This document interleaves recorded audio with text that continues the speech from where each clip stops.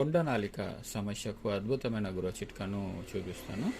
కొండనాలిక దీన్నే ఉల్వలిటీస్ అని, తర్వాత ఆ, ఈ ఆయుర్వేద పరిభాషలో గలసుంది అని పిలుస్తారు. ఎవరికైతే ఈ కొండనాలిక వ్యాధి ఉంటుందో సో వాళ్ళు చూస్తున్నారు కదా, ఇలా లవంగాలు ఒక 4-5 తీసుకోండి.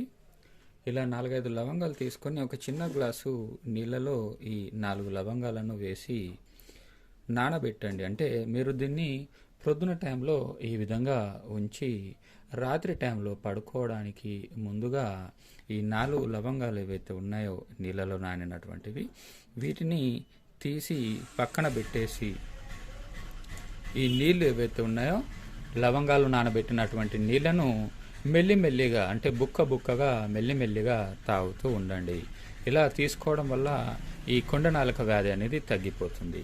ఇక దీన్ని మీరు డైరెక్ట్గా కూడా తీసుకోవచ్చు.